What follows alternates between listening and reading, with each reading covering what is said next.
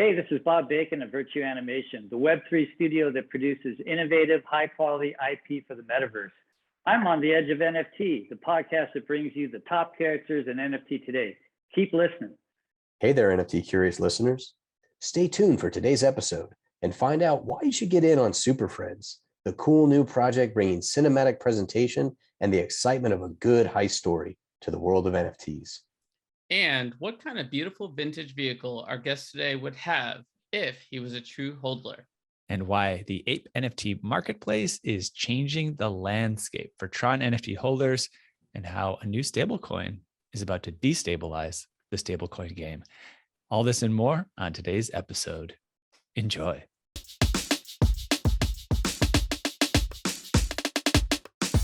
Welcome to the Edge of NFT podcast with your hosts, Jeff Kelly, Ethan Janney, and Josh Krieger. We aim to bring you not only the top 1% of what's going on with NFTs today, but what will stand the test of time. We explore the nuts and bolts and the business side, but also the human element of how NFTs are changing the way we interact with the things that we love. This podcast is for the futurists and dreamers, the disruptors and creators, the fans and connectors, and the makers and doers that are pumped about this ecosystem and driving where it goes next.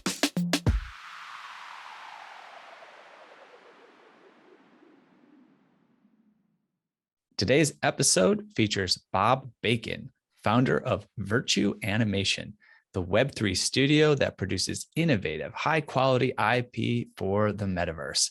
With decades of experience working with leading animation companies, Virtue combines legendary creative storytelling with the international production to build a community around new worlds, engaging stories, and timeless characters. Bob is an animation industry leader and studio exec. His 30-year career spans 20 award-winning films and over $6 billion in the global box office. Bob, welcome to Edge of NFT. It's great to have you here. Thank you very much. Thanks for having me on, guys. Appreciate it. Yeah, it's so exciting, Bob, to have like an animation icon, right? Like it would take us a long time to read off your portfolio, but someone's got to check you out on IMDb. I mean, what? The Lion King, Aladdin, Beauty and the Beast, Tarzan, SpongeBob. Like, what haven't you been a part of that's been like an epic part of childhoods for the last 20, 30 years? It's incredible. Thanks so much. Yeah, super lucky to have spent all this time in animation and been associated with so many amazing projects and people. I had a hand in many of those movies, but fortunate to work amongst the best. Oh, we heard you hand drew every screen in Mulan. Oh. yeah, no, that's right. I actually can't draw at all. So I will take no credit for that. Okay. Well, how does a traditional OG in the animation world get into this sort of concept of Web3 and Virtue Animation? How does this ambitious project come to be? Yeah, it's a great question. So, as you said, I spent all my time in animation, telling these great stories, making these great movies. And when I saw what was going on in the NFT world and Web3, especially the stuff that's initially come out, was really mind-blowing to me. And it got me so jazzed about the future of this, platform. And from what I saw was that there was a lot of cool imagery being put out there. But where I came from was that all that imagery was rooted in storytelling and design and world building. So I and my partners, we were fortunate enough to grow up around these legendary storytellers working through these amazing processes that created all these films. And we want to bring that into Web3, into the projects that we're creating. So we plan to take like a full entertainment approach to NFTs, and it's super exciting. Yeah. So hearkening back to the intro there, you guys combine creative storytelling, international production to build this community around new worlds, engaging stories, timeless characters. So give the secret sauce. How do you do that? 60 seconds. Yeah, right. So we boil it all down. We start with, sort of creating a world and characters and a story. And then we want to build that out into Web3. which means that we will provide storytelling sort of that comes before a drop. And then the drop will sort of intercede, if you will, and story will follow that, along with a lot of like challenges and utility and gaming and so forth. So there's a structure to how we see story laying out, which would be different than what we see in the filmmaking world. But in terms of the qualities of creating theme, story, design, and world, that's all consistent. Yeah, it's so uniquely human, the storytelling instinct. Yeah, I actually studied biology and like different types of animals and some of the analogs of human creativity. I mean, the closest I think we get is like birds that kind of make, sort of art installations and, sing cool songs and stuff. But yeah, stories are just so important to us as humans. It's fascinating. I think, yeah, stories have always been a thing that ties us together and tells us, sort of our past and our future. So I think, rooting everything in stories is sort of what I'm used to. And I'm just excited to see this kind of roll out, and take these projects to the next level. Do you ever ask yourself or think about what it would have been like to create some of the productions that you created in the past with some of the technology that's converging today? Wow, that's a great question. The technology has always changed, right? And this is a little bit of our focus, is to focus on the content piece because the platform's changing, but it does open up new possibilities. I mean, I think one of the things that's really interesting for us in trying to disrupt, the status quo is I come from a world where movies cost $100 million to make and they take 4 years. And that's just part of the cost. Once you spend marketing and distribution dollars, you might be spending $250 million before your project comes out, before you even know what you have, before you even know if the community is engaged with it or not. So I think this platform is a way to kind of flip that model. And instead of, taking all that time and the money, we can start to engage with our community right away around concept and design and our, our content. And that is a completely different model. So that would excite me because, there's huge barriers to entry in the filmmaking business. And this is part of our ethos really, is to try to disrupt that. Because truly, me having spent some time sitting on the other side of the table, we take all the power. We control the projects, which ones get made, what talents, applied to that, so that how they're compensated, how they're rolled out. Now with Web3 coming along and blockchain and a lot of things that it offers, that's extremely disruptive to those traditional media companies. So on that note, Bob, I mean, do you feel like the traditional Hollywood model is unsustainable at this point? And, how does this shift that paradigm? It's a very interesting question. I think it's not unsustainable. I think it really depends on a couple of things. The big media companies have a lot of resources, as you know, so their ability to move into space quickly, is rather impressive. However, they don't move quickly in terms of their decision making and sort of their purity of thought. There's a lot of hams in the pie, if you will, and things get kind of convoluted and move slowly to that end. So I think they're going to move into the space. It's something that we'll see how the space actually responds to it. My contention is this is really ultimately up to talent, because I think talent has to go to traditional media companies because they control all those barriers.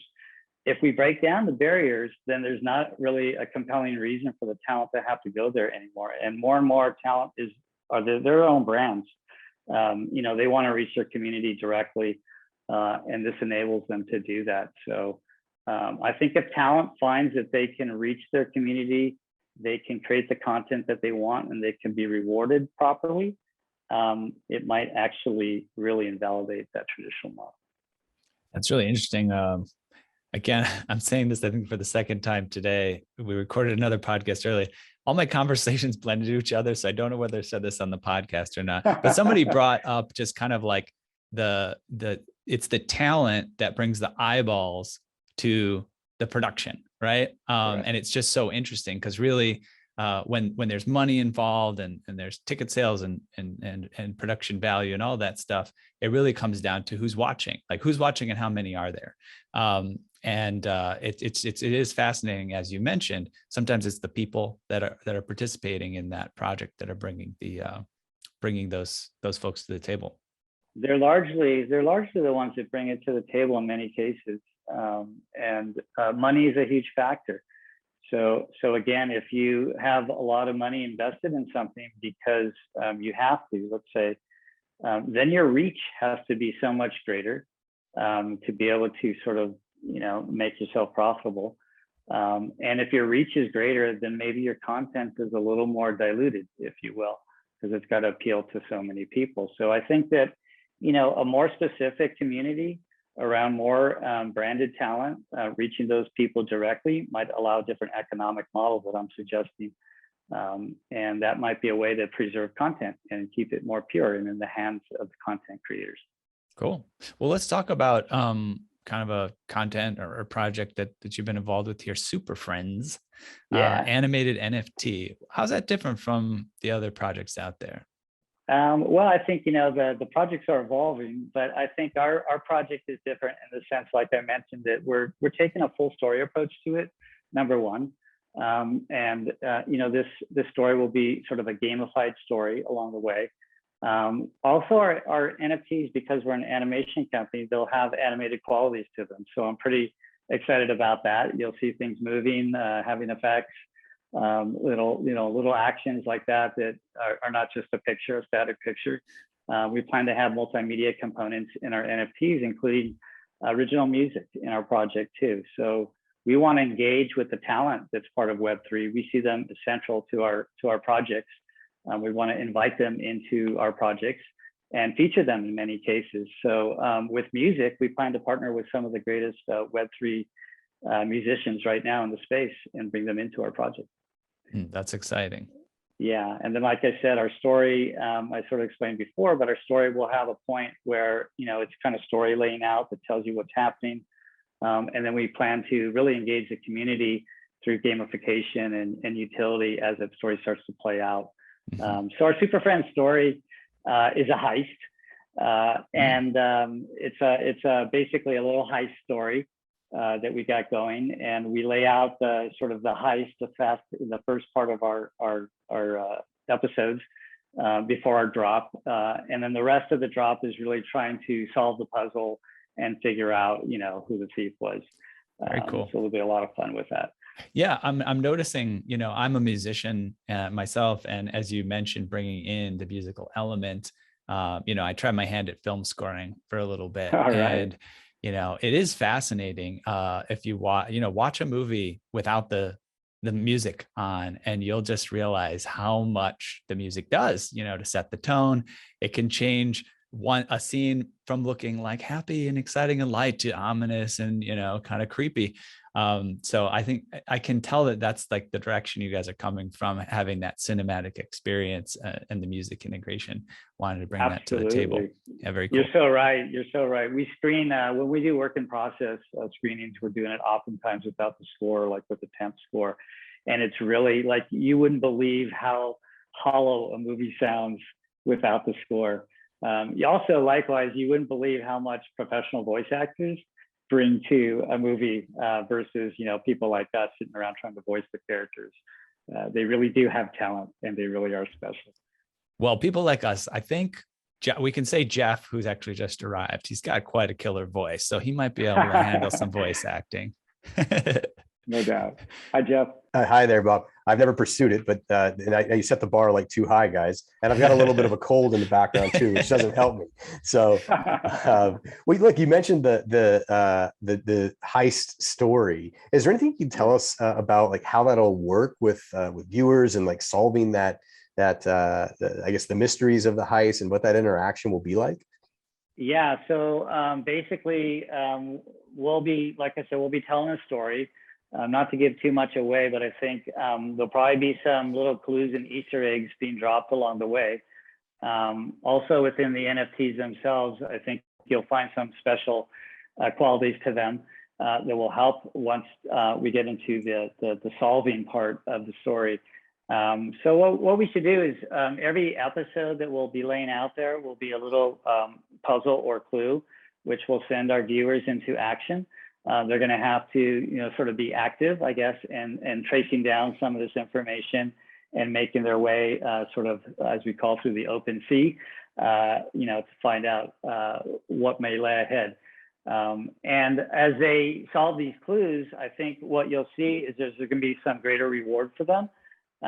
It'll be both, like digital rewards as well as IRL. We do plan to have real engagement with our audience too. So part of what they can win is engaging with us in our process. We like to invite them into the process of building our story and our characters and some of the key elements. So rather, this is another difference in Hollywood. Rather than kind of keeping them out and building the wall, we want to knock the wall down and bring them in. We think that would be a lot of fun. So these NFTs, these drops will have a lot of special qualities to them. And ultimately, there's going to be a grand prize winner who figures it all out. And we should have a really big prize at the end for that person. Yeah, it sounds like a blast.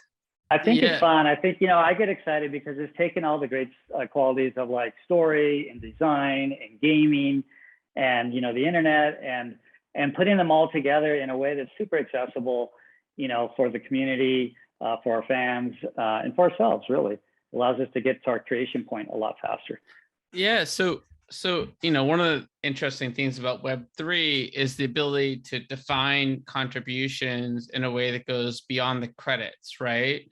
How are you thinking about the contributional component tree that leads up to the productions that you do and the ownership of the pieces and the entirety of the project, both internally and related to the fan, because there's so many different ways to look at IP in a Web3 world. So I'm just kind of curious what your perspective is there. Good question. My perspective has changed, to be honest with you, because I came from the old world where, rights are a real sacred thing.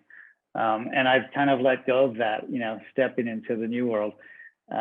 So from an external standpoint, I would like our content to be fully accessible for the people, who hold it. I like that idea. I like the idea of people building off of it. I like the idea of them spreading it out there in the world and making it more successful. I think that that's a good thing. Internally, we have an equity-based model. And this is one of the things also that we really want to push for our contributors, is to have them truly contribute in the success of our projects. So if we do well, they will do well. And this is unlike, again, the traditional media companies where you get paid a fee, you'll get paid your salary, you'll have a job, you'll do okay. But, you're not going to make it big if the project makes it big. And I think that that's messed up, kind of, really, to tell you the truth.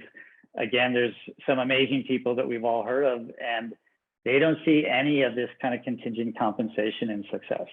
The studios end up usually taking almost all of it, legitimately, but they do game it so that they take most of it. And we'd like to construct it so there's a spreading of the wealth concept and people can share in the success.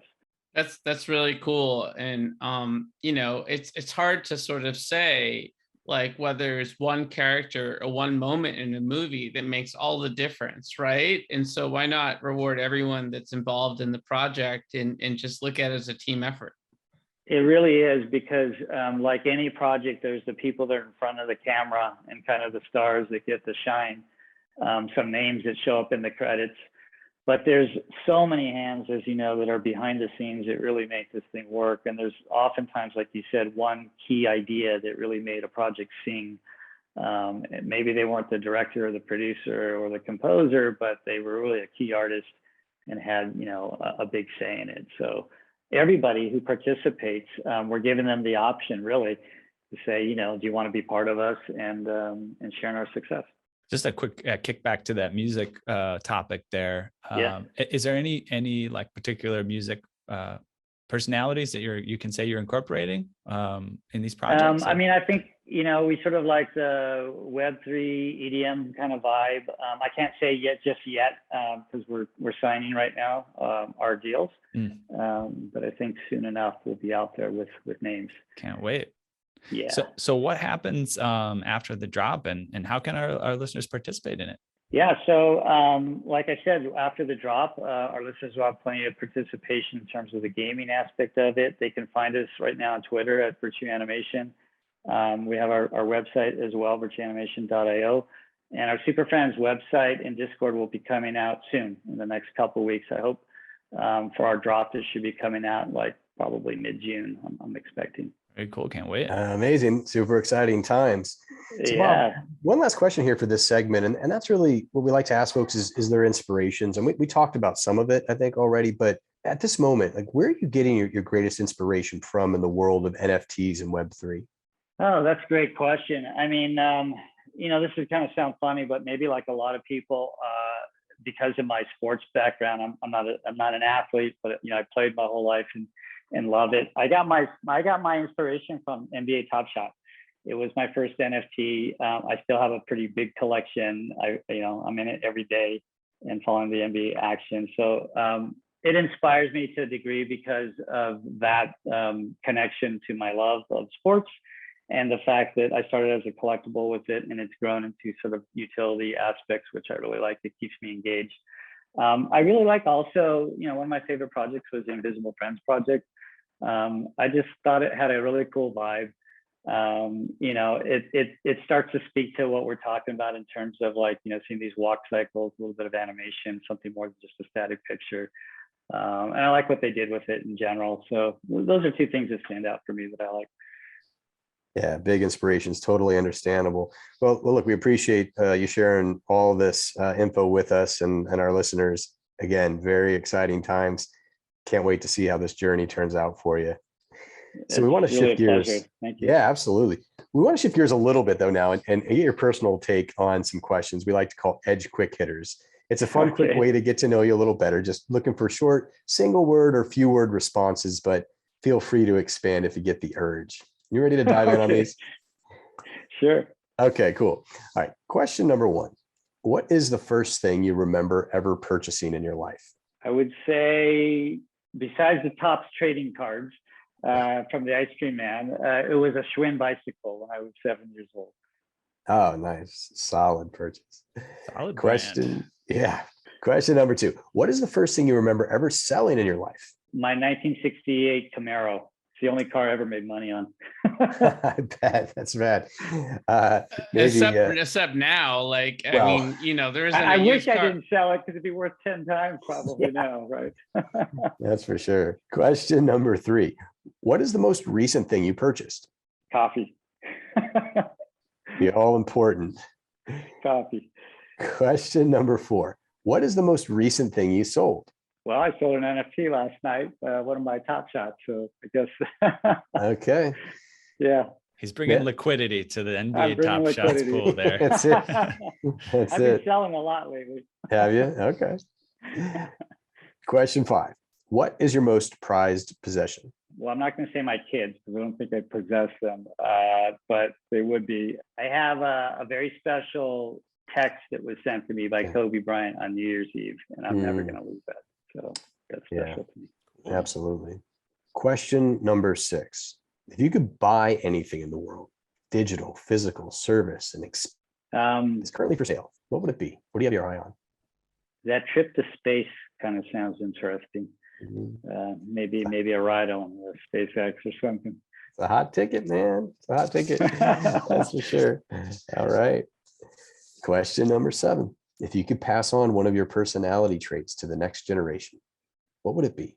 I would say I'm most proud of my curiosity. I would say be curious. That's a good thing. Absolutely. Flip side.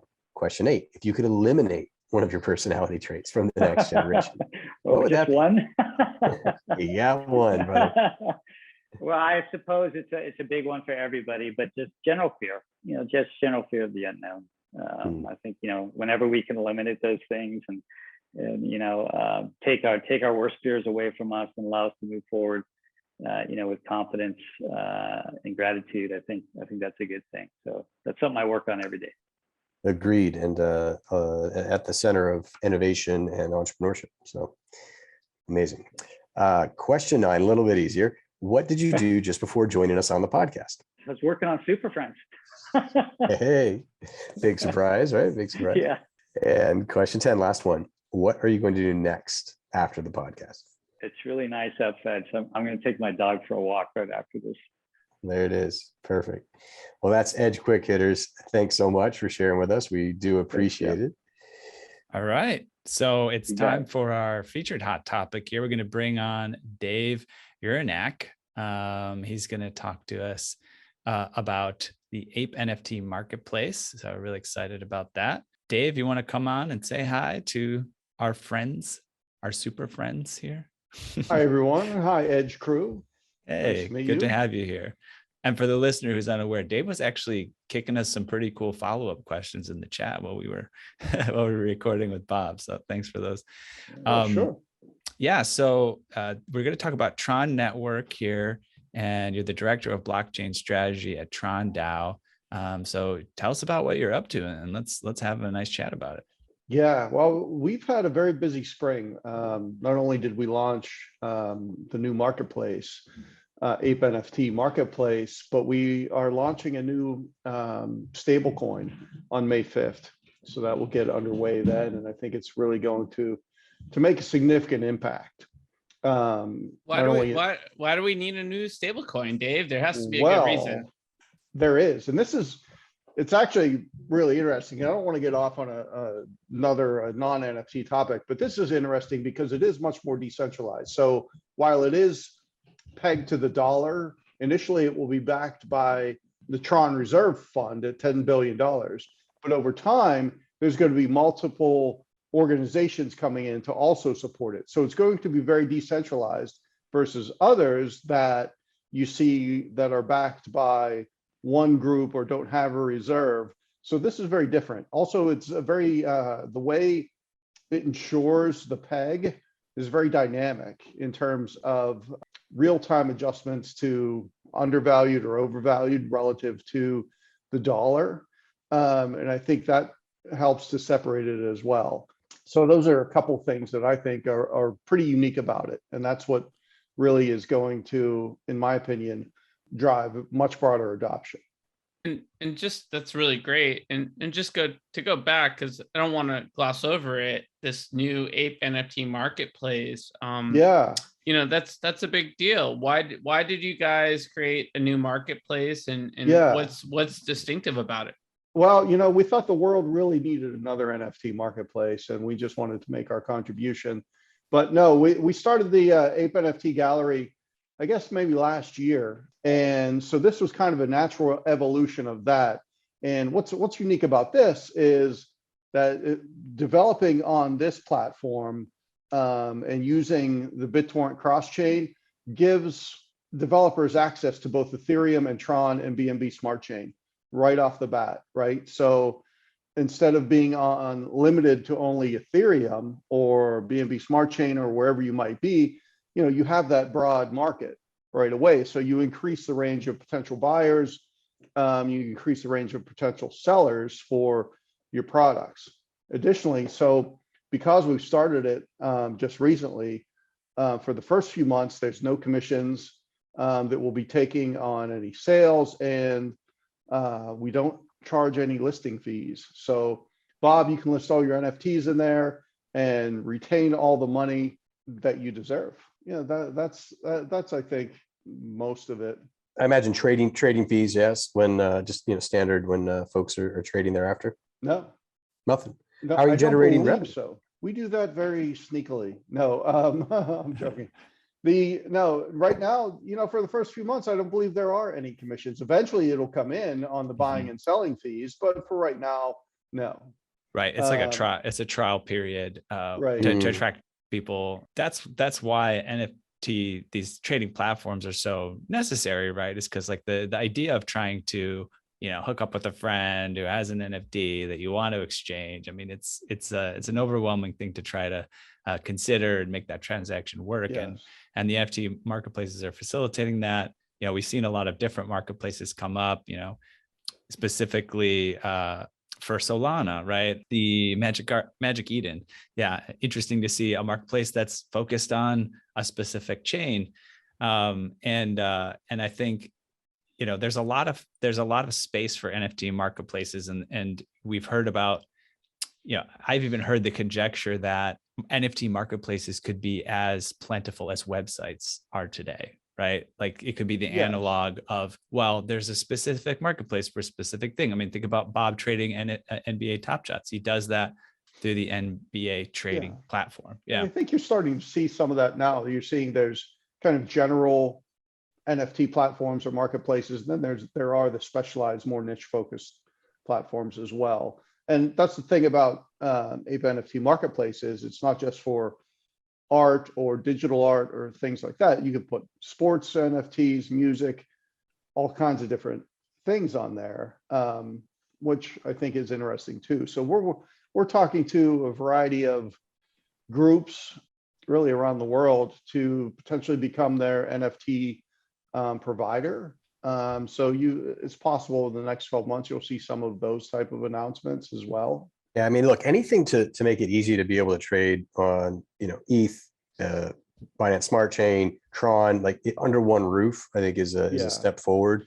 Yeah. OpenSea for the longest time didn't have multi-chain, functionality because they added Solana recently, but there's something to really like about that. And when you think about adoption, that adoption curve and trying to influence it, I feel like that's got to be part of any marketplace's roadmap. Yeah, and I think we view the world as multiple chain or multi-chain, and I think it's key that all these chains be able to interact with each other. Even when you look at guidance coming from, or even not even guidance, but when the OCC and the regulators talk about what their concerns are about the stablecoin market, interoperability of blockchains and stablecoins is key among them. And I think even outside of the regulatory environment, when you look at the different metaverses that are popping up and everything, it's going to be, I think it would be really cool to be able to be in one metaverse, but then also, somehow move over to another and, be able to essentially participate in different ones without concern of what the chain is, right? So I think that is really where we're trying to take it. And I think that's where it needs to go for crypto adoption. I think that's the case. Bob, how are you thinking about, interoperability and sort of that whole world? Because obviously, you want your community to have the most access it can to participate in whatever way makes sense, right? And like different chains are more popular in different communities. Certainly, TRON has its popularity across the globe, but certainly in Asia, like everyone knows TRON. Yes, yeah, TRON's huge in Asia, and right now, part of the reason I came on board was to broaden the awareness of TRON and make our push into North America and South America as well. Yeah, you may end up with like it depends, you might end up with like some consolidation downstream of, a few big distributors, like we've seen in other media. But the idea of making it easy for the average consumer and, having wider adoption, I think is really key. I think it's still very, very confusing for most people. I honestly, I spend a lot of time for people who are outside of Web3 and NFT and crypto trying to explain how this works. And, people still don't get it. When we can start to, adopt the masses, when it becomes really easy and understandable for them, the sky's the limit probably. Well, that's great stuff, Dave. Really appreciate you coming on and sharing with us. Definitely a hot topic and news to share here with the world. Go, man. Where should folks go to keep track of what's happening in the world of the NFT marketplace, as well as the various projects you're working on? Yeah, good question. I think Twitter is fairly active with our updates. You can go to apenft.io. And then other than that, we will be reaching out and making it known, I guess. But no, we have announcements coming up that will be very widely publicized. Certainly the stablecoin USDD will be very well publicized. Amazing. Well, thanks again, Dave. We appreciate it. And we'll be keeping close touch. Sure. Yeah. Great to meet you guys. All right. Take care.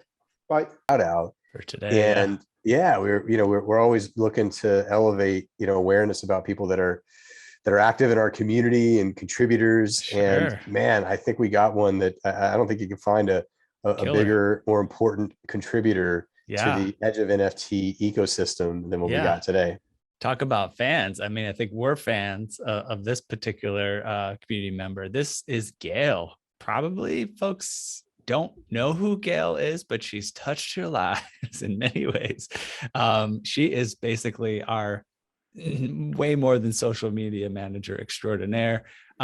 She has been working with us basically since we hit the ground running, about a year ago. And she does everything from soup to nuts, including, the Twitter, the Facebook, the YouTube. She took on the newsletter where we started the newsletter. She updates like our pitch decks to investors. She even does some like accounting and admin stuff. I mean, Gail has been integral to the growth of Edge NFT at every turn. And it just so happens that she's going to be taking a breather from everything we've been putting her through. She's going to spend some time traveling. She's originally from the Philippines and has some family in London. So she's going to go on a little tour of the world, maybe make a stop back in the Philippines and introduce her boyfriend to her family. I don't know if that's too personal to share, but that sounds kind of fun. You blew the secret. Yeah, I blew the secret. But yeah, just so much appreciation to Gail. And if you give us a shout out on the socials, feel free to mention Gail. I'm sure she'll see it and be happy for that appreciation and love. Amazing. Yeah. Gail, thank you so much. Safe travels for sure. We'll see you on your return. Yeah, thanks, Gail. This journey would not have been the same without you, and you've added so much richness to our community, and we really appreciate all of the effort you've put in, all the long days and long nights and weekend calls to get us where we are today. So thank you. Much love to Gail. Okay, well, Bob, back to you. Amazing show. We appreciate everything that you've shared, and we really want to make sure that we and our listeners can continue to follow your journey and everything that you're producing and creating for the world.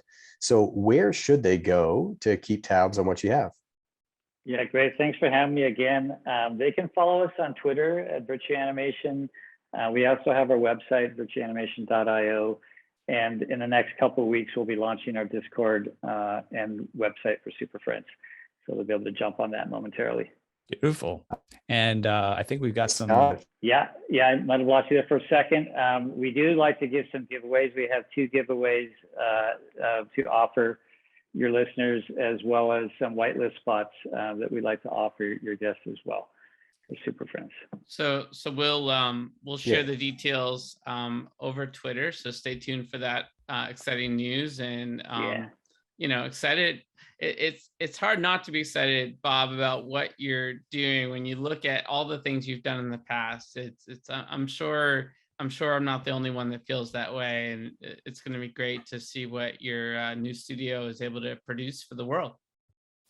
Thanks, I appreciate it. Yeah, we have a great team, and we're excited, to put our stuff out there and have our fans react and see what we do. So thanks, guys. Thanks for having us and hosting me. I really appreciate it. You have a great show. It was really a lot of fun. Amazing times, great times with you, Bob. All right, crew. Well, I think we've reached the outer limit at the edge of NFTs for today. So thanks for exploring with us. We've got space for more adventurers on this starship. So invite your friends and recruit some cool strangers that will make this journey all so much better. How? Go to Spotify or iTunes right now, rate us, say something awesome, then go to edgeofnft.com to dive further down the rabbit hole. Lastly, be sure to tune in next time for more great NFT content. Thanks again for sharing this time with us today.